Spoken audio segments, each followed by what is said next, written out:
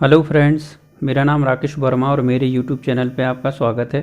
दोस्तों, आज के वीडियो में जानेंगे मध्य प्रदेश के प्रमुख पर्यटन स्थल। पर्यटन स्थल जानेंगे ऐतिहासिक एवं पुरातत्व महत्व के स्थल, दार्शनिक एवं प्राकृतिक सौंदर्य स्थल, धार्मिक महत्व के स्थल और साथ ही कुछ अन्य स्मरणीय महत्वपूर्ण तथ्यों को भी हम आज के वीडियो में जानेंगे, जो आपके मध्य प्रदेश की पीएससी और व्यापम परीक्षाओं के लिए महत्वपूर्ण रहेंगे। तो चलिए शुरू करते हैं। सबसे पहले जान लेते हैं ऐतिहासिक एवं पुरातात्विक महत्व के स्थलों के लिए प्रमुख। तो वह पहला खजुराहो। खजुराहो नगर चंदेल शासकों का धार्मिक और सांस्कृतिक केंद्र था, जिसकी आधारशिला विख्यात राजा चंद वर्मा ने रखी। छतरपुर जिले में स्थित यह प्रदेश का मुख्य पर्यटन स्थल है। चंदेल राजाओं द्वारा निर्मित खजुराहो के इन मंदिरों का निर्माण ईस्वी 950 से 1050 के बीच माना जाता है। छतरपुर जिले में स्थित खजुराहो पूरे विश्व भर में भारतीय वास्तुकला का एक नायाब तस्वीर प्रस्तुत करता है। चंदेल शासकों द्वारा निर्मित यह मंदिर भारतीय स्थापत्य कला के सर्वश्रेष्ठ नमूनों में से एक है। इन मंदिरों का निर्माण 9वीं शताब्दी से 11वीं शताब्दी के मध्य माना जाता है। प्राचीन समय में यह क्षेत्र वत्स नाम से जाना जाता था। इसके बाद जैजाक भुक्ति नाम से जाना गया और 14वीं सदी के बाद यह क्षेत्र बुंदेलखंड के नाम से प्रसिद्ध हुआ। खजुराहो में चंदेल राजाओं द्वारा 85 मंदिरों का निर्माण कराया गया था, लेकिन इसमें से केवल 22 ही अभी शेष बचे हैं। खजुराहो के मंदिरों का संबंध शैव, वैष्णव तथा जैन संप्रदाय से है। यहाँ के अधिकांश मंदिर बलुआ पत्थर से निर्मित हैं एवं कुछ मंदिर ग्रेनाइट पत्थर से बने हैं। ये दोस्तों बलुआ पत्थर लिखा हुआ है, बल नहीं, ये बलुआ पत्थर से निर्मित है एवं कुछ मंदिर ग्रेनाइट पत्थर से बने हैं। यह मंदिर बिना किसी परकोटे के ऊंचे चबूतरे पर बनाए गए हैं और इन मंदिरों में गर्भगृह, मंडप तथा अर्थ मंडप स्थित हैं। मंदिरों में देवी देवताओं, अप्सरा, पशुओं की मूर्तियां भी देखी जा सकती हैं। खजुराहो के मंदिर अपनी अद्वितीय मूर्तिकला और भव्ययुक्त प्रतिमा के लिए विश्वविख्यात हैं। इन मंदिरों की खोज ब्रिटिश इंजीनियर कैप्टन टी.एस. वर्ट द्वारा सन 1838 में की गई। इसके बाद कर्निंघम ने मंदिरों का विवरण भारतीय पुरातत्व सर्वेक्षण की रिपोर्ट में छापा है। आज खजुराहो के एक वैश्विक स्तर के पर्यटन स्थल के रूप में विकसित हो चुका है। इसे यूनेस्को द्वारा विश्व धरोहर स्थल का दर्जा भी दिया गया है। खजुराहो के मंदिरों को मुख्यतः 3 भाग में बांटा गया है। पहला पश्चिमी समूह के मंदिर, जिसमें लक्ष्मण मंदिर, प्रसिद्ध कंदरिया महादेव मंदिर, मंतगेश्वर मंदिर, विश्वनाथ मंदिर, 64 योगिनी मंदिर तथा चित्रगुप्त और गणेश मंदिर शामिल हैं। दूसरा पूर्वी भाग के मंदिर, जिनमें ब्रह्मा, वामन, पार्श्वनाथ, आदिनाथ और वह घंटाई मंदिर शामिल हैं। इसके अलावा खजुराहो में दक्षिणी समूह के मंदिर भी हैं, जिनमें चतुर्भुज और दूल्हादेव मंदिर शामिल हैं। अब बात करते हैं अगला स्थल सांची। सांची बौद्ध धर्म के प्रमुख तीर्थ के तौर पर विख्यात है। ईसा पूर्व 3री शताब्दी में बने स्तूप सांची के प्रमुख आकर्षण के केंद्र हैं। इन स्तूपों का निर्माण सम्राट अशोक ने बौद्ध धर्म की दीक्षा लेने के पश्चात कराया था। सन 1989 में यूनेस्को की विश्व धरोहर सूची में शामिल किया गया। बौद्ध स्मारकों के लिए प्रसिद्ध सांची स्थित पहाड़ी की प्राचीन काल में बैदिसगिरी, चैत्यगिरी, काकनाथ आदि नामों से पुकारा जाता था। यह रायसेन जिले में है। विश्वविख्यात बौद्ध स्तूप यहीं पर हैं। यहाँ के अनेक स्तूपों में सबसे बड़ा, पुराना, प्रसिद्ध और महत्वपूर्ण स्तूप संख्या 1, जिसे महास्तूप या द ग्रेट स्तूप भी कहते हैं। कहा जाता है कि अशोक ने सांची सहित कुल 84,000 स्तूपों का निर्माण कराया। इसमें भगवान बुद्ध की अस्थियां रखवाई गई थी। ये अस्थियां उसने भगवान बुद्ध के परिनिर्वाण पर 8 स्थानों राजगृह, वैशाली, कपिलवस्तु, अलकप, बैठदीप, रामग्राम, पावापुरी और कुशीनगर पर निर्मित स्तूपों से खुदवाकर निकलवाई थीं। बाद में शुंगों, सातवाहनों आदि के काल में सांची के स्तूप का परिवर्धन विस्तार किया गया।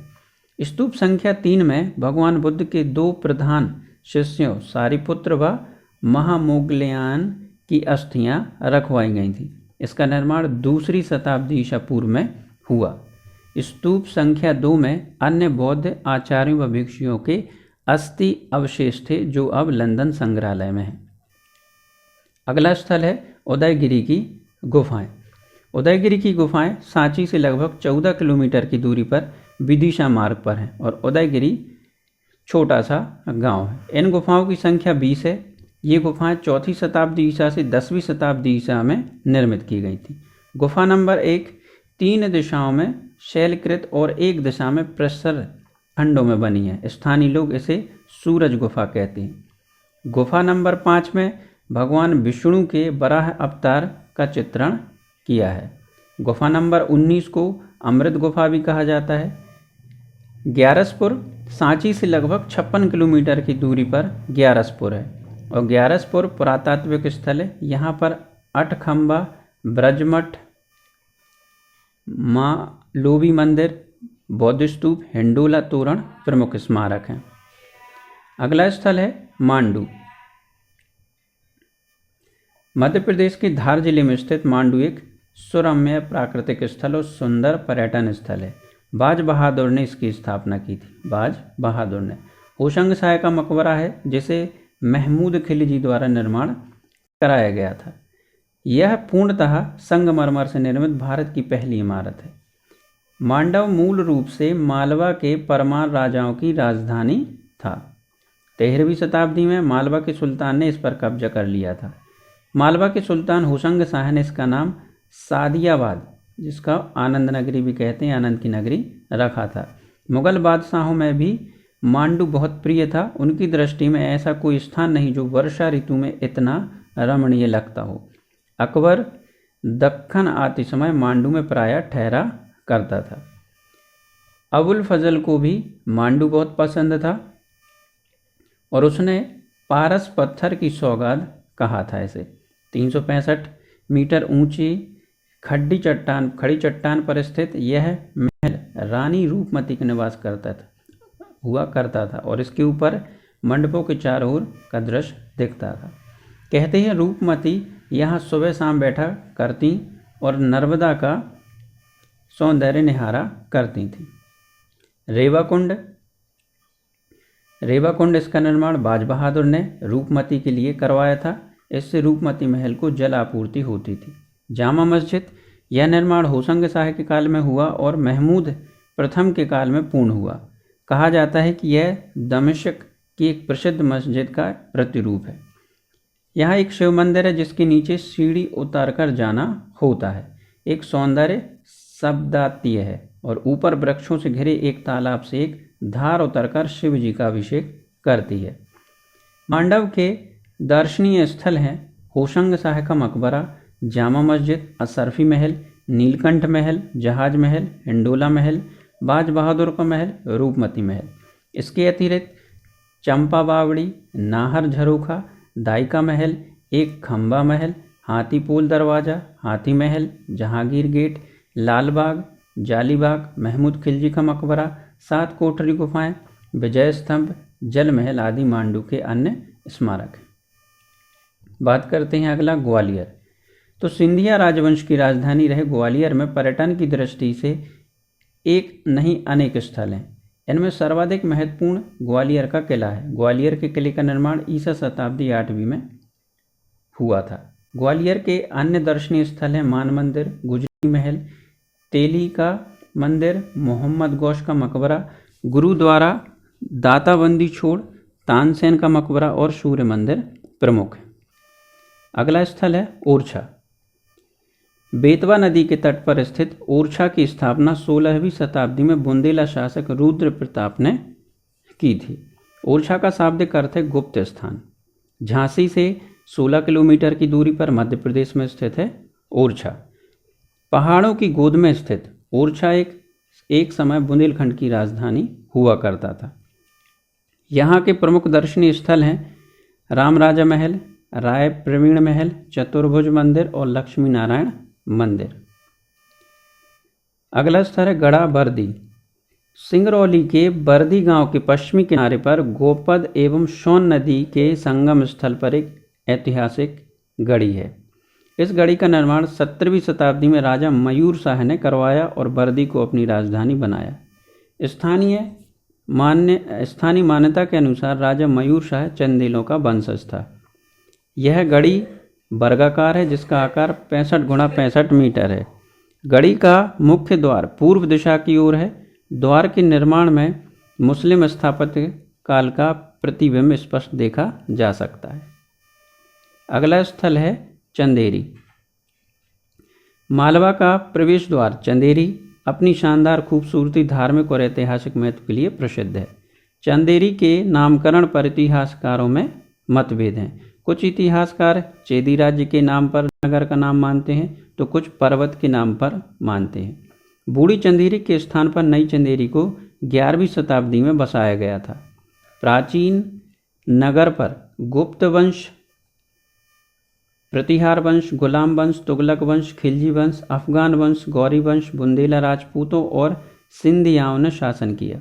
वर्तमान चंदेरी नगरी को प्रतिहार वंश महाराजा कीर्तिपाल कुरुमदेव ने 10वीं और 11वीं शताब्दी के बीच बसाया था। चंदेरी नगरी के अनेक नयनाभिराम मंदिर, मस्जिद, मठ, सराय, मीनारें, मकबरे, बावड़ियाँ, मेहमान खाने, महल और किला आदि उल्लेखनीय हैं। यह नगरी 7 परकोटों के बीच बसी हुई है जिनमें अनेक प्रवेश द्वार थे। मुख्य दरवाजे के नाम हैं दिल्ली दरवाज़ा, ढोलिया दरवाज़ा, खिड़की दरवाज़ा, पखन दरवाज़ा, पिछारे दरवाज़ा, रेत बाग का दरवाज़ा, बिना नींव का दरवाज़ा, बादल महल का दरवाज़ा, जौहरी दरवाज़ा एवं कटी घाटी दरवाज़ा। चंदेरी राज्य का मुख्य प्रवेश द्वार खूनी दरवाज़ा कहा जाता है। मुगल शैली में निर्मित यह द्वार राजा मेदिनी राय की वीर गति का साक्षी है। बाबर ने पहाड़ों को काटकर 28 जनवरी 1528 को हमला किया था और यह स्थल कटी घाटी के नाम से प्रसिद्ध है। बाबर ने चंदेरी को चारों ओर से घेर लिया और राजपूतों ने दुर्ग बचाने के लिए भीषण प्रतिरोध किया, लेकिन विजय बाबर को मिली तो हजारों छत्राणी वीरांगनाओं ने अपने सतीत्व की रक्षा के लिए विक्रम संवत 1584 माघ शुदी 8 बुधवार को किले में ही एक तालाब के किनारे जौहर किया और इस जौहर में मेदिनी राय की पत्नी मणिमाला और उनकी सहेली ने भी अपने आप को शामिल किया। अब जानते हैं दोस्तों दर्शनीय स्थल। जो दर्शनीय स्थल हैं उनमें चंदेरी का किला 11वीं शताब्दी में कीर्तिपाल द्वारा निर्मित 4 मील से अधिक लंबी चंदेरी की दीवार इसके इतिहास की मूक साक्षी है। परकोटे के अंदर बुंदेलखंड स्थापत्य के 9 खंडा महल और हवा महल दर्शनीय है। अगला है जागेश्वरी देवी मंदिर। तो यह प्राचीन मंदिर पर्वत की खुली गुफा में स्थित, इसकी मूर्ति स्वयंभू है। यहाँ का प्राकृतिक सौंदर्य बड़ा ही मनोरम और हृदयग्राही है। यहाँ अनवरत गति के झरने झरते हैं। यह एक सिद्धपीठ है। इसके दर्शन से आत्मा को शांति मिलती है। भगवती माँ जागेश्वरी का मंदिर पर्यटकों के लिए आकर्षण का केंद्र बना है। लोक श्रुति के अनुसार या एक कहें तो एक मान्यता के अनुसार माँ जागेश्वरी ने यहाँ के राजा को स्वप्न में कहा था कि मुझे 9 दिन नहीं देखा तो मैं पूर्ण रूप से प्रकट हो सकती हूँ। दर्शन की तीव्रता के कारण तीसरे दिन द्वार खोलने के कारण सिर्फ शीर्ष भाग ही मिला जो मंदिर में स्थापित है। मंदिर के पास बना आकर्षित करता तालाब चंदेल कालीन कला का अनुपम उदाहरण है। बूढ़ी चंदेरी तो मौजूदा चंदेरी से 22 किलोमीटर की दूरी पर स्थित 55 जैन मंदिरों के अवशेष मिले हैं। थूबोनजी चंदेरी से 28 किलोमीटर की दूरी पर स्थित यहाँ दिगंबर जैन समाज के 16 जैन मंदिर हैं। निकट की थूबोन नाम का एक ग्राम है जहाँ भारतीय पुरातत्व विभाग का मूर्ति संग्रहालय तथा इसके आसपास 10वीं शताब्दी के अनेक जैन और हिंदू मंदिर उल्लेखनीय हैं। बेहटी मठ चंदेरी से 18 किलोमीटर की दूरी पर दक्षिण पूर्व दिशा में जंगलों के बीच यह मठ गुप्त काल में तांत्रिकों की साधना स्थली रहा है। इसके 16 स्तंभों को पत्थर की बारीक कटाई से शेर, हाथी, मोर, घोड़े, हिरण, कमल के फूल, देवी देवताओं से सुसज्जित किया गया है। खंदारगिरी यह स्थल चंदेरी से 2 किलोमीटर की दूरी पर दक्षिणांचल में है तथा यहाँ 13वीं शताब्दी से लेकर 16वीं शताब्दी तक की विशाल और भीम का शैल प्रतिमाएं बनी हुई हैं। जामा मस्जिद चंदेरी नगर के मध्य मुंगावली रोड पर स्थित जामा मस्जिद के 3 विशाल गुंबद पर्यटकों को दूर से ही आकर्षित करने लगते हैं। गयासुद्दीन बलबन ने 1252 में मालवा की जीत की खुशी में यह निर्माण कराया था। दिल्ली दरवाज़ा यह विशाल एवं कलात्मक द्वार का निर्माण दिलावर खां गौरी ने 1411 ईसा में कराया था। इस महल के नीचे एक विशाल तालाब है जहां हमेशा कमल के फूल खिले रहते हैं और इसका निर्माण होशंग शाह गौरी ने 1433 ईसा में कराया था। अगला है 32 बावड़ी।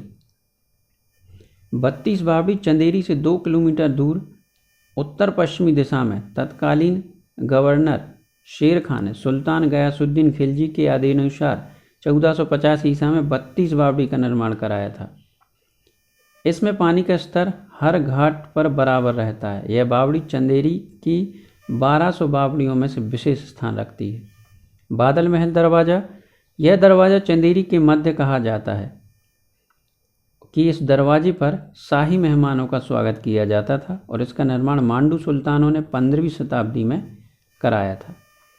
जौहर स्मारक चंदेरी के दक्षिण में चंद्रगिरी पर्वत के ऊपर किले के समीप जौहर स्मारक है। जब 1528 में मुगल बादशाह बाबर ने महाराजा मेदिनी राय को पराजित कर यहाँ प्रसिद्ध दुर्ग छीना तो 1500 राजपूत वीरांगनाओं ने अपने सतीत्व की रक्षा हेतु जीवित ही अपने आप को अग्नि में समर्पित कर जौहर व्रत निभाया था। अगला स्थल है भीमबेटका या बैठका कहें, जिसको भीम बेटिका भी कहते हैं और बैठका भी कहते हैं। तो राजधानी भोपाल से लगभग 55 किलोमीटर की दूरी पर भीम बेटिका स्थित है। यह स्थल शैल चित्रों के लिए प्रसिद्ध है। भीम बेटिका के शैलाश्रय तथा उनमें उपलब्ध शैल चित्रों की खोज का श्रेय पुरातत्व शास्त्री स्वर्गीय डॉक्टर विष्णु श्रीधर बाकड़कर को जाता है। उन्होंने इस स्थल की खोज वर्ष 1957-58 में की थी। यहाँ आखेट, युद्ध, पक्षी, धार्मिक तथा व्यक्ति चित्रों का अंकन है। वर्ष 2003 में यूनेस्को की विश्व धरोहर सूची में शामिल किया गया। कीर्ति स्तंभ तो मध्य प्रदेश के रतलाम जिले में प्रसिद्ध ऐतिहासिक पर्यटन स्थल कीर्ति स्तंभ स्थित है। जिले के सौलाना में स्थित कीर्ति स्तंभ का निर्माण सैलाना के महाराजा जशवंत सिंह ने करवाया था। यह कीर्ति स्तंभ 177 फीट ऊंचा है। इसमें भीतर से ऊपर जाने के लिए 189 सीढ़ियां हैं। इसकी ऊपरी मंजिल से नौगवा, बाजना, सरवन, जावरा और अन्य गांव दिखाई देते हैं। इसे काले पत्थर व चूने से बनाया गया है। इसका उपयोग वाच टावर के लिए भी किया जाता था। इसके निर्माण के संबंध में कहानी है कि महारानी विक्टोरिया के समय दिल्ली दरबार में राजा जशवंत सिंह को तलवार लेकर व उनके सचिव के विलंब से पहुंचने पर भीतर नहीं जाने दिया गया था और यह भी कहा जाता है कि सैलाना स्टेट से हो, कि कौन सी सैलाना स्टेट से हो हम नहीं जानते। इस बात से नाराज सैलाना महाराज ने इसका निर्माण कराया था ताकि सैलाना की कीर्ति दूर दूर तक फैले। अगला है कुंठी या खूनी भंडारा। मध्य प्रदेश के बुरहानपुर में सतपुड़ा पहाड़ियों से ताप्ती नदी की ओर बहने वाली भूमिगत जल स्रोतों की जानकारी मुगल सम्राट जहांगीर के सूबेदार अब्दुल रहीम खान खाना को थी। उन्होंने सन 1615 में भूमिगत जल स्रोतों को 3 स्थानों पर रोककर उसका निर्माण कराया, जिन्हें मूल कुंठी या भंडारा, सूखा भंडारा, चिंता हरण भंडारा कहा जाता है। इन जल स्रोतों द्वारा शहर के प्रत्येक निवासियों व धार्मिक स्थलों को शुद्ध जल प्रदाय किया जाता था। इस हेतु वायु कूपों, कुंडलियों का निर्माण पक्की ईंटों और चूने से किया गया था। यहाँ लिखिए, कुंडियों का निर्माण किया गया था। पक्की मिट्टी के पाइपलाइन से बुरहानपुर नगर की शनिवारा द्वार के कुंड में पानी जाता था। मूल भंडारा से महल और नगर के मध्य भाग में जल पूर्ति की थी, जो कई वायु कूपों से युक्त लगभग 13,000 फीट सुरंग मार्ग से जाता है। सन 1890 में खूनी भंडारा और सूखा भंडारा से पानी ले जाने वाले पाइपों के स्थान पर ढलवा लोहे की पाइपलाइन डाली गई। यहाँ स्थित लगभग 100 कुंडियों द्वारा खूनी भंडारा से किले तक पानी लाया जाता था। सभी कुएं आपस में नहर द्वारा जुड़े हैं और इन कुओं की गहराई लगभग 80 फीट है। यहाँ 19 से 20 मीटर दूरी पर बने वायु कूप आज भी विद्यमान है। वर्तमान में यह विश्व की एक अनूठी एवं अद्वितीय जल प्रदाय व्यवस्था है, जो राष्ट्रीय अंतर्राष्ट्रीय पर्यटकों के आकर्षण का केंद्र भी है। अब जानते हैं दोस्तों प्राकृतिक सौंदर्य के स्थल, प्राकृतिक सौंदर्य के पर्यटन स्थल। तो इसमें सबसे पहले है पचमढ़ी। पचमढ़ी मध्य प्रदेश के होशंगाबाद जिले में सतपुड़ा की वादियों में बसा एक सुंदर पर्वतीय स्थल है। इसके प्राकृतिक सौंदर्य के कारण इसे सतपुड़ा की रानी कहा जाता है। यह शब्द पंच और मणि से मिलकर बना है, जिसका अर्थ है 5 गुफाएं। कहते हैं यहाँ की 5 गुफाओं में पांडवों ने अपना अधिकांश अज्ञातवास व्यतीत किया था। पचमढ़ी एक पर्वतीय स्थल का खोज श्रेय, इसका जो श्रेय है खोज का, वह ब्रिटिश साम्राज्य के अधिकारी कैप्टन जे फारसोत को जाता है। सौंदर्य के कारण ही पचमढ़ी को सतपुड़ा की रानी एवं मध्य प्रदेश का कश्मीर कहा जाता है। प्रदेश का पहला स्थान जिसे बायोस्फीयर रिजर्व जैव मंडल आरक्षित क्षेत्र घोषित किया गया। राजेंद्र गिरी, इस चोटी का नाम पहले पैनोरम गिरी था।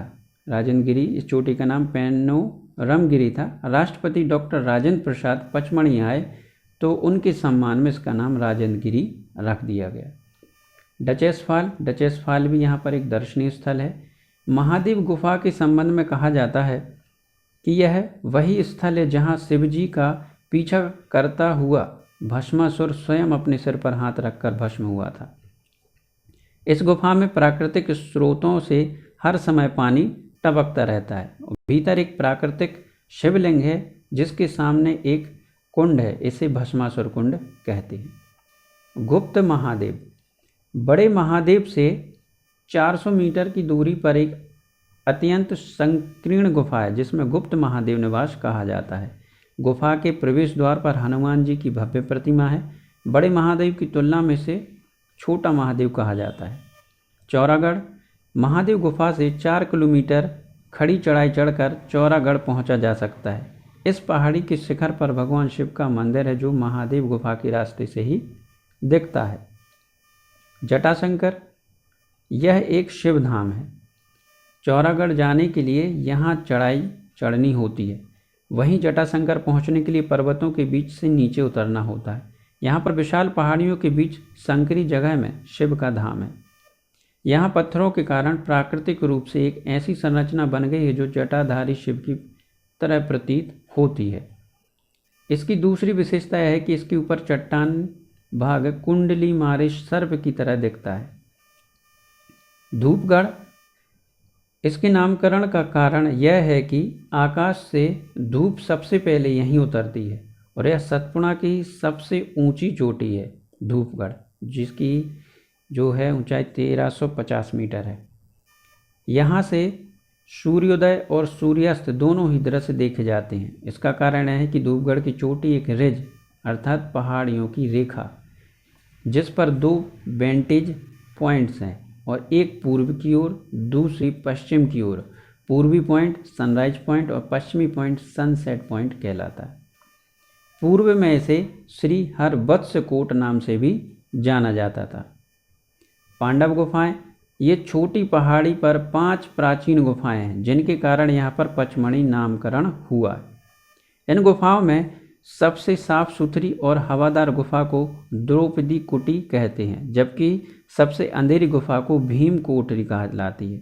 कहा जाता है कि पांडवों ने अपना अज्ञातवास यहीं बिताया था। बी फॉल पचमढ़ी के प्रमुख जलप्रपातों में से एक है। यह प्रपात लगभग 150 फीट ऊंचाई से गिरता है। बी फॉल का नामकरण इसलिए हुआ कि पहाड़ी से गिरते हुए यह बिल्कुल मधुमक्खी की तरह प्रतीत होता है।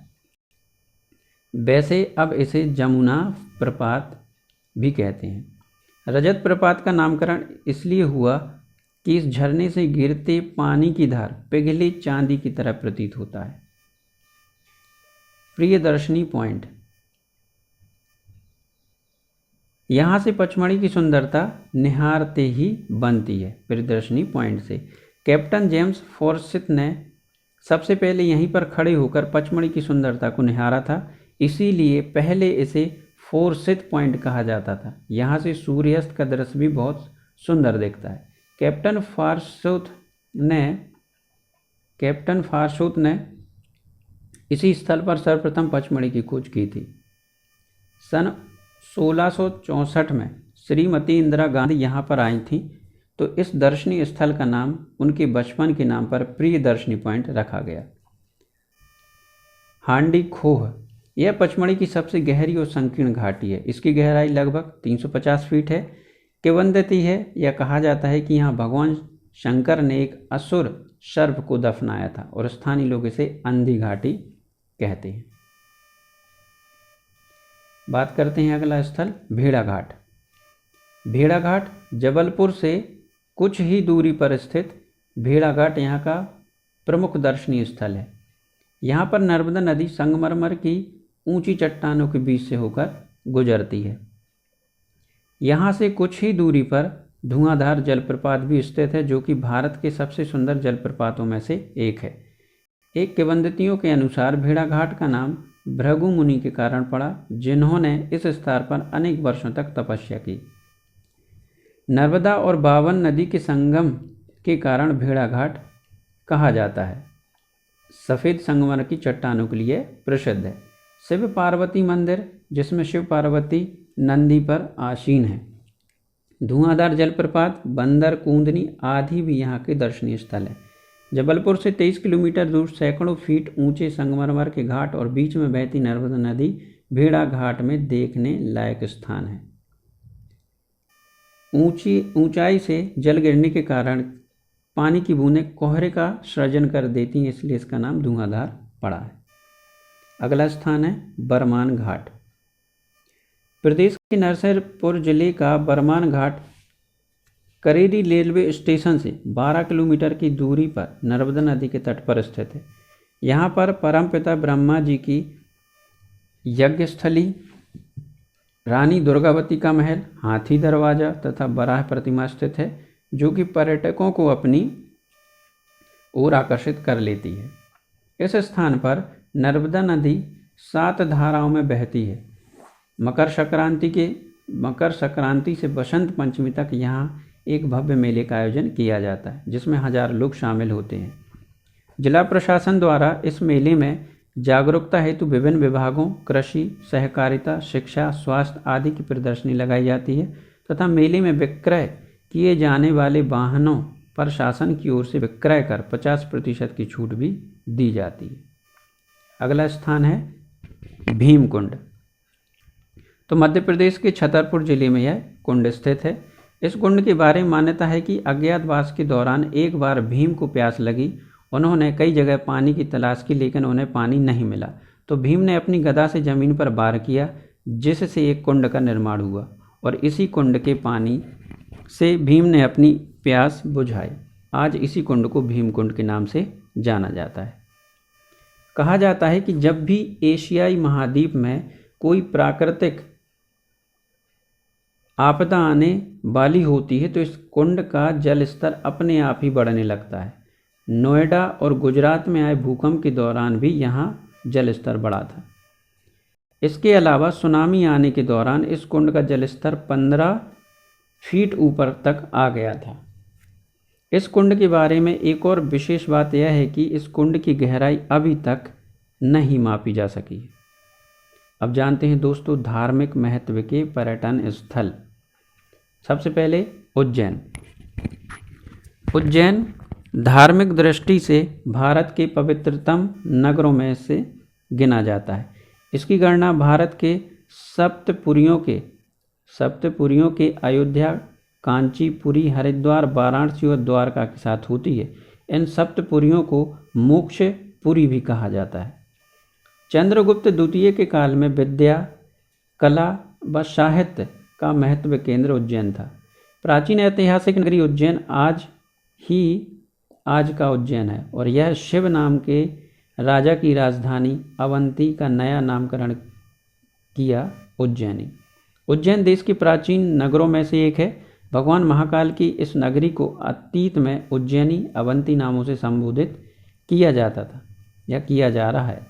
क्षिप्रा के किनारे महाकाल का एकमात्र दक्षिण मुखी मंदिर है जहां सिंहस्थ मेले का आयोजन होता है। यह 12 ज्योतिर्लिंगों मंदिरों में से एक है।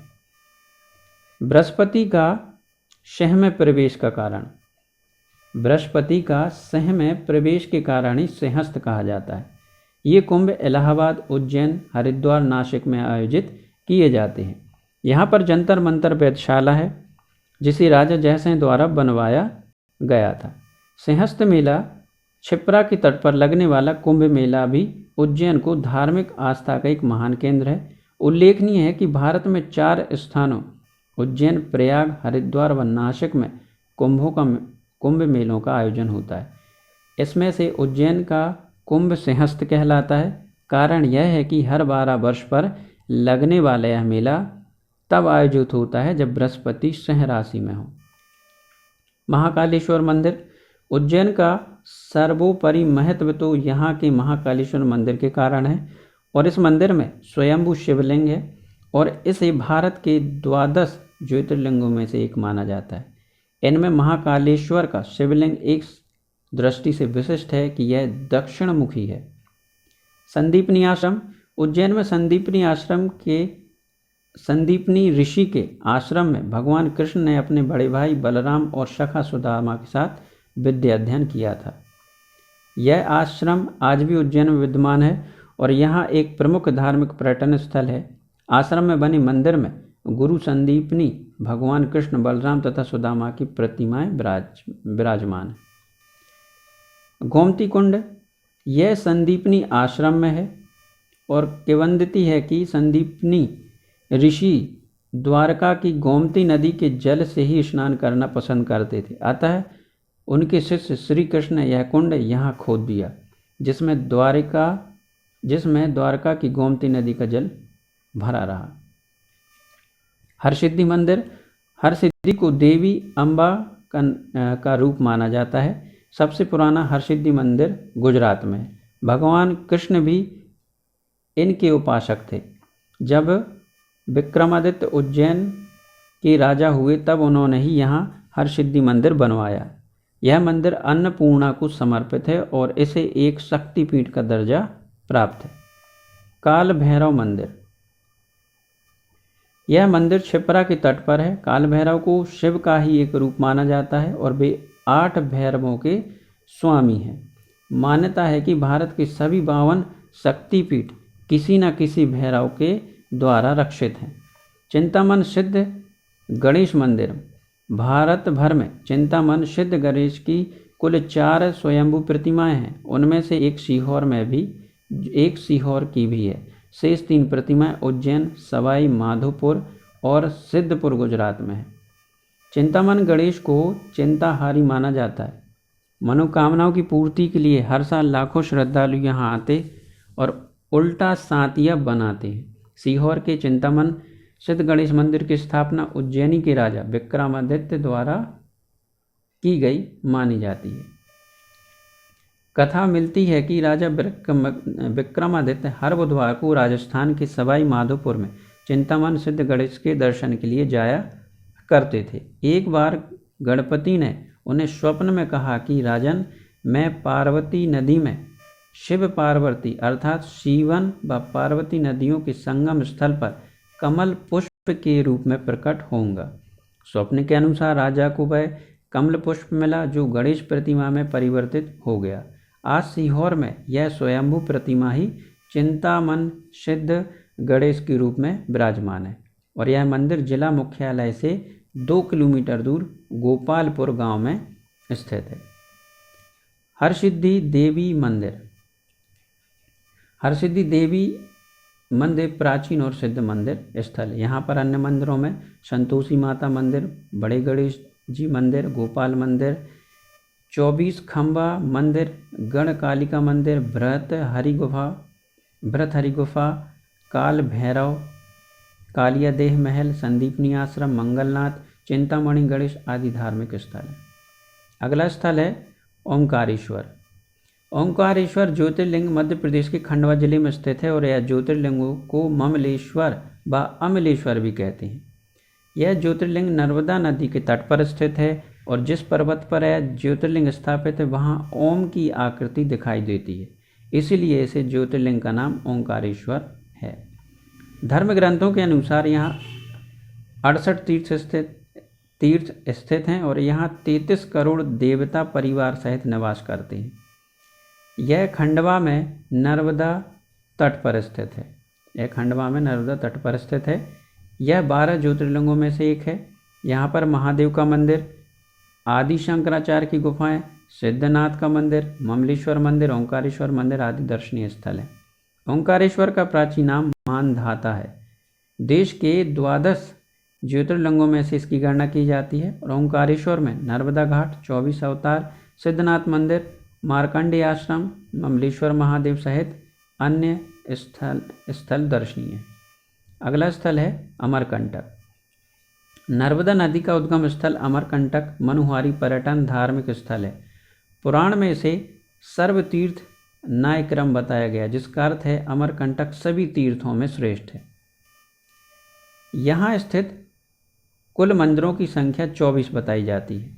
नर्मदा माई के मंदिर में नर्मदा देवी और पार्वती देवी की प्रतिमा, समीप ही नर्मदा कुंड है। अनूपपुर जिले की पुष्पराजगढ़ तहसील में स्थित है। यहाँ से 3 नदियों नर्मदा, सोन, जोहिला निकलती हैं। माई की बगिया, माई का मंदिर, कपिलधारा, दुग्धधारा आदि दर्शनीय स्थल हैं। यहाँ प्राचीन मंदिर है जिन्हें कलचुरी राजाओं ने बनवाया था। अमरकंटक का एक नया पर्यक अर्थात मैकल भी है, जिसका एक अलग पर्यक है, मैकल भी है। मत्स्य पुराण के अनुसार अमर देवताओं से अमरकंटक की स्थापना हुई, जबकि स्कंद पुराण में अमरकंटक ने नामकरण को अमर देवताओं का साक्षातवास का पर्याय बतलाया गया है। अमरकंटक को भगवान शिव का अमरकंठ भी माना जाता है। नर्मदा कुंड पुण्य सलीला नर्मदा का पूरा उद्गम क्षेत्र अमरकंटक माना जाता है। पुराणों में इसे कलिंग के पश्चात बतलाया गया है। अमरकंटक में आज भी एक 11 कोणीय बड़ा कुंड है। 11 कोणीय बड़ा कुंड है और इसके पास 20 मंदिर बने हुए हैं। यहाँ से नर्मदा का उद्गम माना जाता है और नर्मदा कुंड का स्रोत 800 वर्ष पुराना माना जाता है। कोटि तीर्थ। अमरकंटक में नर्मदा कुंड के पास पश्चिम गोमुख से जो पानी निकलकर दूसरे स्थान में एकत्रित होता है उसे कोटि तीर्थ कहा जाता है या कहते हैं। इसके नामकरण की एक दंत कथा है कि नर्मदा के दर्शन के लिए किसी समय यहाँ पर करोड़ों तीर्थ इकट्ठा हुए थे। दूसरी दंत कथा यह है कि करोड़ों देवताओं व मुनियों द्वारा अमरकंटक में तपस्या किए जाने के कारण इसका नाम कोटि तीर्थ हो गया है। कपिलधारा। पुण्य जला नर्मदा के उद्गम से 6 किलोमीटर की दूरी पर कपिलधारा है। महर्षि कपिल मुनि द्वारा यहीं पर तपस्या की गई थी और यहाँ से नर्मदा लगभग 150 फुट नीचे गिर कर बहती है। दूधधारा अमरकंटक से लगभग 15 किलोमीटर की दूरी पर दूधधारा है। जनश्रुति है कि रीवा नरेश भाव संयकु नर्मदा ने प्रसन्न होकर दूध धारा के रूप में दर्शन दिया था। यहाँ पर नर्मदा की धारा का चट्टानों पर गिरने पर दूध जैसा प्रवाह दिखाई भी देता है। सूर्यकुंड, नर्मदा कुंड से कुछ दूरी पर सूर्यकुंड स्थित है, जो कि 150 फीट लंबा और 100 फुट चौड़ा है। इसके चारों ओर पत्थरों की 4 दीवार। इस कुंड से लगे कुछ पुरातात्विक महत्व के और मंदिर हैं। इन मंदिरों की बेजोड़ स्थापत्य कला मन को रिझाती है। कबीर चौरा, नर्मदा के उद्गम अमरकंटक से 5 किलोमीटर की दूरी पर बिलासपुर मार्ग में कबीर चौरा है। मान्यता है कि संत कबीर ने यहाँ चबूतरे पर बैठकर साधना की थी। यहाँ पर पहाड़ों को 3 मोहक त्रिकोणी भी देखने को मिलते हैं। गुरु नानक देव एवं कबीरदास के बीच यहीं पर सत्संग हुआ था। अगला स्थान है महेश्वर। महेश्वर मध्य प्रदेश के खरगोन जिले में स्थित एक धार्मिक पर्यटन नगरी है। नर्मदा नदी के ऊपरी तट पर मिट्टी के एक टीले पर महेश्वर बसा है। यहाँ नर्मदा के दक्षिण तट पर नाबदा टोली नाम का पुरातात्विक स्थल मिला है, जो प्रागैतिहासिक काल में अनेक क्रमबद्ध सभ्यताओं का साक्षी रहा है। महेश्वर का प्राचीन नाम महिष्मती मिलता है। यह चेदी जनपद की राजधानी हुआ करती थी।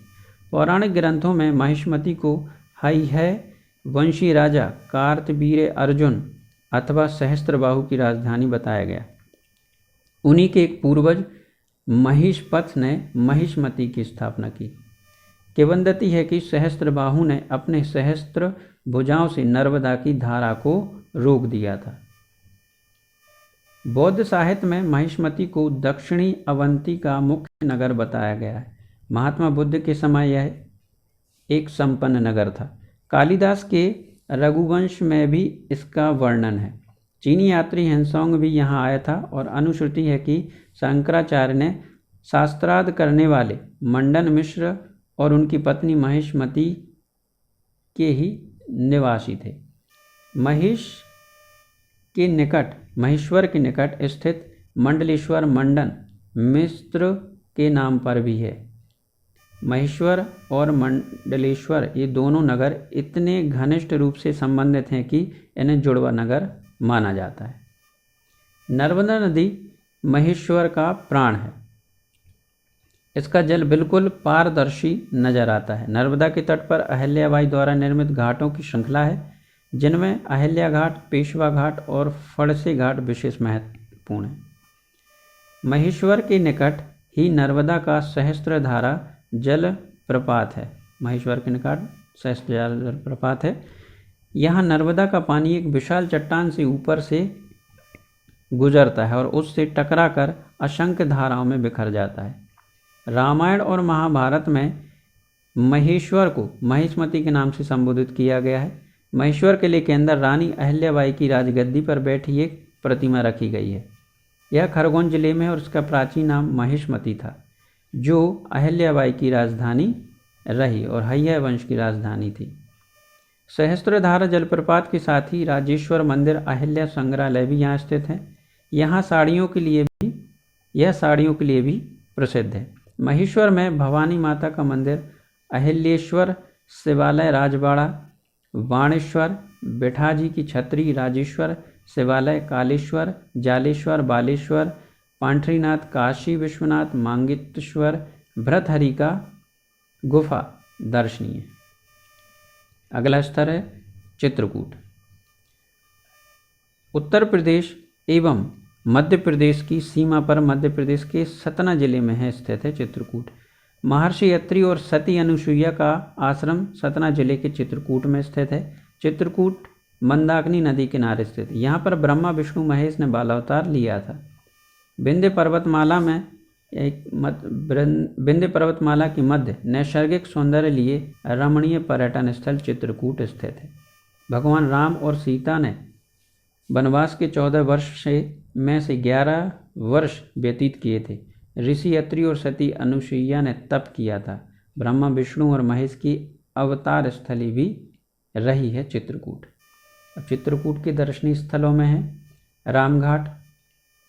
यह चित्रकूट के मध्य मंदाकिनी नदी के तट पर है। भगवान राम ने यहाँ स्नान किया करते थे। जानकी कुंड चित्रकूट का सर्वाधिक रम्य स्थान मंदाकिनी नदी के पैश्वनी तट पर स्थित जानकी कुंड है। कहा जाता है कि माता सीता यहाँ स्नान किया करती थीं और यहाँ पर माता सीता के चरण चिन्ह उपस्थित हैं। कामदगिरी चित्रकूट के मुख्य देव कामदनाथ हैं, जो वनों से आच्छादित कामदगिरी पर विराजमान है। कामदगिरी के दक्षिण की ओर एक छोटी सी पहाड़ी पर लक्ष्मण जी का मंदिर है। भरतकूप कामदनाथ से 10 किलोमीटर उत्तर पश्चिम में भरतकूप नाम का एक विशाल कुआं है। रामचरितमानस के अनुसार भरत जब रामचंद्र जी से मिलने चित्रकूट आए थे तो उनका अभिषेक करने के लिए वे सभी तीर्थों का जल भी लाए थे और इस जल को उन्होंने इसी कूप में डाला था।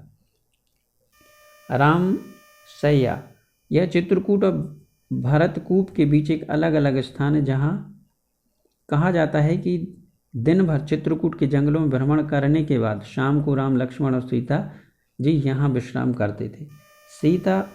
सती अनुसुईया आश्रम चित्रकूट के दक्षिण में लगभग 15 किलोमीटर की दूरी पर सती अनुसुईया और उनके पति महर्षि अत्रि का आश्रम है। कहा जाता है कि यहीं पर सती अनुसुईया ने देवी सीता को पतिव्रत का उपदेश कहा दिया था। गुप्त गोदावरी चित्रकूट से 18 किलोमीटर दूर प्राकृतिक रूप से बनी 2 गुफाएं हैं, जिनके भीतर ही भीतर पता नहीं कहाँ से पानी आता है, इसलिए इसे गुप्त गोदावरी कहते हैं। कहा जाता है कि इस गुफा में राम लक्ष्मण अपना दरबार लगाते थे। हनुमान धारा हनुमान जी जब लंका दहन करके लौटे थे तब उनकी पूंछ में लगी आग बुझाने के लिए रामचंद्र जी ने पहाड़ी शिखर पर एक जलधारा का निर्माण किया था, जिसे हनुमान धारा कहा जाता है। यह पंचमुखी हनुमान की प्रतिमा है। सीता रसोई यह हनुमान धारा के ऊपर है। यहाँ से चित्रकूट का विहंगमय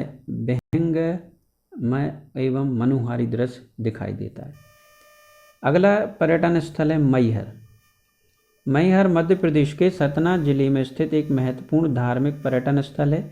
यहाँ विंध्य पर्वतमाला की 600 फीट ऊंची त्रिकुटा पहाड़ी पर माँ दुर्गा के शारदीय रूप व शारदा माँ का मंदिर है, जिसे मैहर माता के मंदिर के नाम से जाना जाता है।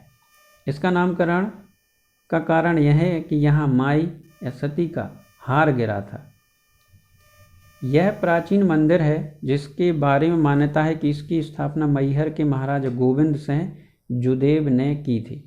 एक अन्य दंत कथा के अनुसार यह मंदिर और भी प्राचीन है, जिसकी खोज यहाँ के बियाबान जंगलों में परमार्दी देव के सेना नायक आल्हा और ऊदल ने की थी। महेश्वर मध्य प्रदेश के खरगोन जिले में स्थित एक धार्मिक पर्यटन नगरी है। नर्मदा नदी के ऊपरी तट पर मिट्टी के एक टीले पर महेश्वर बसा है। यहाँ नर्मदा के दक्षिणी तट पर नावदा टोली नाम का पुरातात्विक स्थल मिला है, जो प्रागैतिहासिक काल की अनेक क्रमबद्ध सभ्यताओं का साक्षी रहा है। महेश्वर का प्राचीन नाम महिष्मती मिलता है। यहाँ चेदी जनपद की राजधानी हुआ करती थी। पौराणिक ग्रंथों में महिष्मती को है वंशी राजा कार्तवीर्य अर्जुन एवं सहस्त्रबाहु की राजधानी बताए। उन्हीं के एक पूर्वज महिष्मत ने महिष्मती की स्थापना की। किंवदंती है कि सहस्त्रबाहु ने अपने सहस्त्र भुजाओं से नर्मदा की धारा को रोक दिया था। बौद्ध धर्म के महिष्मती को दक्षिणावंती का मुख्य नगर बताया गया है। महात्मा बुद्ध के समय यह एक संपन्न नगर था। कालिदास के रघुवंश में भी इसका वर्णन है और चीनी यात्री ह्वेनसांग ने भी यहाँ आया था। और अनुसूची के अनुसार शंकराचार्य के साथ करने वाले मंडप मिश्र उनकी पत्नी महिष्मती के निवास थे। महेश्वर के निकट ही स्थित महेश्वर मंडल मिश्र के नाम पर ही है। और महेश्वर और मंडलेश्वर ये दोनों नगर इतने घनिष्ठ संबंधित हैं कि इनको जुड़वा नगर माना जाता है। नर्मदा नदी महेश्वर का प्राण है। इसका जल यहाँ बिल्कुल पारदर्शी नजर आता है और नर्मदा के तट पर अहिल्याबाई द्वारा निर्मित घाटों की श्रृंखला है, जिसमें अहिल्या घाट, पेशवा घाट और फर्सी घाट विशेष हैं। दोस्तों ये आगे हम देख चुके हैं, वही का वही है, तो आप इसको एक बार और रिवाइज कर सकते हैं। चित्रकूट है ये दोस्तों, ये डबल हो गया है यहाँ पर, इसके लिए माफ़ी चाहता हूँ। यहाँ पे आप चित्रकूट पढ़ चुके हैं आगे। अब यहाँ पर हम सीधा देखेंगे ग्वारी घाट। तो ग्वारी घाट जबलपुर में नर्मदा के तट पर स्थित है और इसे शहर में आस्था का सबसे प्रमुख केंद्र माना जा सकता है। शाम की समय यहाँ आध्यात्मिक सौंदर्य बिखर जाता है। नर्मदा की जल राशि में तैरते दीपकों की छटा देखती ऐसा लगता है जैसे आकाश के तारे नदी में प्रतिबिंबित हो रहे हों। नदी के बीच नर्मदा देवी का मंदिर है। तिलवारा घाट जबलपुर का एक अन्य प्रमुख नर्मदा घाट है जिसका धार्मिक महत्व काफ़ी है। नर्मदा नदी में महात्मा गांधी की अस्थियां इसी घाट पर विसर्जित हुई थीं। यहाँ मकर संक्रांति पर मेला लगता है और उस घाट से 1 किलोमीटर दूरी पर त्रिपुरी में 1939 में अखिल भारतीय कांग्रेस का अधिवेशन हुआ था, जिसमें सुभाष चंद्र बोस महात्मा गांधी के विरोध के बावजूद अध्यक्ष चुने गए थे। अब जानते हैं दोस्तों कुछ अन्य पर्यटन स्थलों के बारे में, जिनमें से प्रमुख हैं जॉर्ज कैसल भवन। तो मध्य प्रदेश के शिवपुरी जिले में स्थित माधव राष्ट्रीय उद्यान में वन्य जीवों झीलों के अलावा जॉर्ज कैसल भवन भी आकर्षण का केंद्र है। माधव नेशनल पार्क शिवपुरी के घने जंगल में करीब 100 साल पहले जॉर्ज कैसल आज भी पर्यटकों को आकर्षित करती है। सिंधिया रियासत के समय महाराज माधवराव सिंधिया ने सन 1911 में इस कोठी का निर्माण शुरू करवाया था और 1918 में यह बनकर तैयार हुई। कोठी इसलिए बनवाई थी कि यहाँ इंग्लैंड के राजा जॉर्ज पंचम को आना था और जंगल में रुककर बाघ का शिकार करना था। हालांकि जॉर्ज पंचम यहाँ आए नहीं, क्योंकि भूरा खो के पास रास्ते में ही उन्होंने बाघ का शिकार कर लिया, इसलिए वे वापस लौट गए। फिर भी एक आलीशान कोठी को जॉर्ज कैसल के नाम से जाना जाता है। कोठी का जीर्णोद्धार करवाया गया और इसे हेरिटेज स्वरूप प्रदान करते हुए पर्यटन केंद्र बनाया गया। कोठी को विदेश में या विदेश से सामान लाकर आलीशान बनाया गया था। कोठी में जो बाथ टब लगाए गए थे वे इटली से आए थे। यहाँ लगाई गई टाइल्स भी इटालियन है और बेल्जियम से खास तौर पर मंगाए गए कांच खिड़कियों में लगाए गए थे। अगला है सतधारा स्तूप। सांची के पास ही सतधारा में बने स्तूप सांची के स्तूपों के समकालीन है। सांची से भोपाल मार्ग पर महज 11 किलोमीटर की दूरी पर ही सतधारा में 2 बड़े बौद्ध मठ और 25 से अधिक छोटे स्तूप बने हैं। इनका निर्माण भी सम्राट अशोक द्वारा ही करवाया गया था। सतधारा का आशय 7 धाराओं से है। ये स्तूप हलाली नदी के किनारे बने हैं। इनमें से ज़्यादातर जर्जर हो चुके हैं, हालांकि कुछ स्तूपों का जीर्णोद्धार किया गया। यहाँ बने स्तूप भी 13 मीटर तक ऊंचे हैं और यहाँ स्तूपों पर रॉक पेंटिंग भी नजर आती। ईंटों से निर्मित स्तूप अपने रंग के कारण दूर से दिखाई दे जाता है। सोनारी के स्तूप सांची से करीब 38 किलोमीटर दूर सोनारी के बौद्ध स्तूप शुंग काल के हैं और यहाँ 4 स्तूप हैं, 1 मठ है। इसी तरह सांची के पास मुरेल कला और अंधेर में सीमित संख्या में बने छोटे छोटे स्तूप हैं। अमझेरा प्रदेश के धार जिले की सरदारपुर तहसील में आने वाले अमझेरा गांव अपनी ऐतिहासिकता के लिए माना जाता है। इस गांव में शैव और वैष्णव संप्रदाय के अनेक प्राचीन मंदिर हैं। गांव के निकट ही ब्रह्मकुंड और सूर्यकुंड नामक 2 तालाब। यहीं पर 18वीं 19वीं शताब्दी के बीच जोधपुर के राजा राम सिंह राठौड़ ने एक किला भी बनवाया था। अमझेरा का नाम रुक्मणी हरण से भी जुड़ा है। यहीं के माता मंदिर से भगवान श्री कृष्ण ने रुक्मणी का हरण किया था। वास्तव में अमझेरा नगर द्वापर काल में कुंदनपुर के नाम से प्रसिद्ध था। यहाँ राजा भीष्मक का राज्य था। इनके 5 पुत्र रुक्मी, कुकमरक, रुक्मबाहु, रुक्मकेश, रुक्ममाली और पुत्री रुक्मणी थी। इसका उल्लेख श्रीमद् भागवत गीता के 10वें स्कंद के उत्तरार्ध में 52 से 55 अध्याय के बीच है। अमझेरा में तो ऐसे कुछ प्रमाण हैं जिन्हें सहेजा भी गया है। मान्यता है कि अमझेरा में ही भगवान श्री कृष्ण और रुक्मणी ने 3 फेरे लिए थे। बाद में रुक्मणी श्री कृष्ण में युद्ध हुआ और हार के बाद रुक्मणी ने भोजकट बसाया, जो बाद में भोपावर बना। हेलियोडोरस स्तंभ विदिशा का प्राचीन टीला, जिसे बेशनगर के नाम से जाना जाता है, वह बेस और बेतवा नदी के बीच बसा हुआ था। 19वीं सदी के उत्तरार्ध में भारतीय पुरातत्व सर्वेक्षण के निदेशक अलेक्जेंडर कनिंघम ने इस स्थल को प्रकाश में लाया। वैष्णव संप्रदाय से संबंधित मंदिर के अवशेष और अभिलिखित स्तंभ से प्रमाणित है कि इस क्षेत्र में वैष्णव संप्रदाय का भी प्रभाव था। हेलियोडोरस स्तंभ विश नदी के दूसरी ओर मिट्टी के टीले में गड़ा हुआ प्राप्त हुआ था। इसकी स्थानीय ढीमर जाति के लोग खाम बाबा के नाम से भी पूजा करते हैं। इस स्तंभ पर 150 ईसा पूर्व का एक लेख मिला है जिसमें तक्षशिला के ग्रीक गवर्नर अंतलीकितस ने अपने दूत हेलियोडोरस को भेजने तथा वैष्णव संप्रदाय स्वीकार करने का उल्लेख है। अगला स्थान है इंदौर। इंदौर की होलकर छतरियाँ 19वीं शताब्दी के उत्तरार्ध में खान नदी के उत्तरी तट पर कृष्णपुरा स्थान पर निर्मित छतरियाँ होलकर शासकों की वास्तुकला और अनुपम उदाहरण है। इस स्थान पर 3 छतरियों का निर्माण हुआ और ये कृष्ण बाई मृत्यु 1949, तुकोजीराव द्वितीय मृत्यु 1986 ईसा और शिवाजी राव मृत्यु 1906 के चिता स्थल पर बनाई गई है। लालबाग पैलेस इंदौर में खान नदी के तट पर होकर होलकर शासकों द्वारा निर्मित लालबाग पैलेस इंदौर का प्रमुख स्मारक है। राजवाड़ा इंदौर के बीचों बीच स्थित राजवाड़ा इंदौर के अतीत और वैभव का प्रतीक है। 18वीं सदी में राजवाड़ा की नींव मल्हार राव होलकर ने रखी थी। तुकोजी राव प्रथम ने इसका निर्माण कार्य पूर्ण करवाया। बागी की गुफाएं इंदौर से लगभग 150 किलोमीटर दूर धार जिले की बागनी नदी के किनारे स्थित है। भोपाल की मध्य प्रदेश की राजधानी भोपाल एक सुंदर शहर है। इसे अपने तालाबों और पहाड़ों के कारण जाना जाता है। यहाँ का बड़ा तालाब, छोटा तालाब, भारत भवन, वन विहार, राष्ट्रीय उद्यान, इंदिरा गांधी राष्ट्रीय मानव संग्रहालय आदि दर्शनीय स्थल हैं। भोजपुर राजधानी भोपाल से लगभग 45 किलोमीटर दूर बेतवा नदी के तट पर भोजपुर स्थित है। भोजपुर शिव मंदिर और जैन मंदिर के लिए विख्यात है। अब जानते हैं दोस्तों ये स्थलों से जुड़े कुछ स्मरणीय तथ्यों के लिए जो जरूरी हैं आपकी पीएससी और व्यापम की परीक्षाओं के लिए। तो भगवान प्राणनाथ की नगरी पन्ना को मंदिरों का शहर भी कहा जाता है।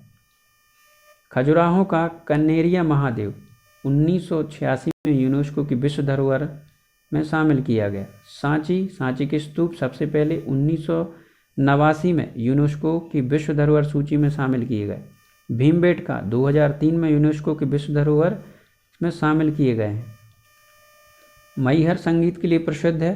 संगीत महाविद्यालय मैहर में है। ऐरण पुरातत्व स्थल है। भानुगुप्त का अभिलेख से सती प्रथा का साक्ष्य मिला है, जो भारत में सती प्रथा का प्रथम साक्ष्य माना जाता है, 510 ईसा पूर्व का। भोपाल की जामा मस्जिद कुदरशिया बेगम ने बनवाई। गरुड़ स्तंभ की स्थापना विदिशा में यूनानी राजपूत हेलियोडोरस ने की थी। राजा भर्तृहरि की स्मृति में परमार राजाओं ने 11वीं शताब्दी में भर्तृहरि की गुफाओं का निर्माण कराया, जो उज्जैन में 12 किलोमीटर की दूरी पर कालिया देह महल के समीप है। भोपाल शहर, रायसेन का भोजपुर मंदिर, भोपाल का तालाब, धार का भोजशाला निर्माण राजा भोज ने कराया था। भोजपुर के शिव मंदिर को मध्य प्रदेश का सोमनाथ मंदिर कहा जाता है। सांची एकमात्र ऐसा स्थान है जहां बौद्ध स्तूप है, लेकिन महात्मा बुद्ध वहां कभी नहीं गए।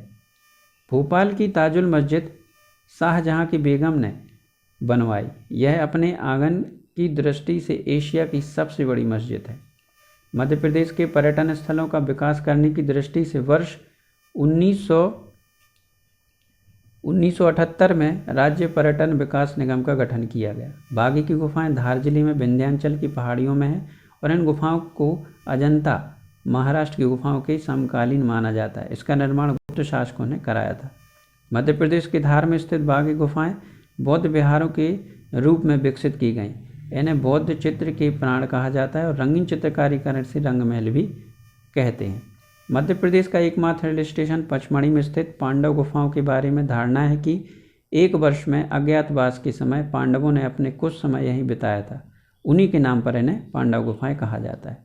गुप्त राजा चंद्रगुप्त के मंत्री वीरसेन ने उदयगिरी की गुफाओं का निर्माण कराया था और इन गुफाओं में गुफा 1 से 20 तक का संबंध जैन धर्म का था। विदिशा जिले में स्थित उदयगिरी की 20 गुफाएं, जिनमें गुफा नंबर 4 में शिवलिंग प्रतिमा तथा गुफा नंबर 5 में भगवान विष्णु के बराह अवतार की झांकी का चित्रण किया गया है। असीरगढ़ का किला पूर्व खंडवा जिले में आता था, लेकिन बुरहानपुर के अलग जिला बनने से अब यह किला बुरहानपुर में आ गया। असीरगढ़ का किला अकबर की विजय अभियान का अंतिम विजय अभियान था। सोनागिरी के जैन मंदिर जैनों के तीर्थ स्थल हैं।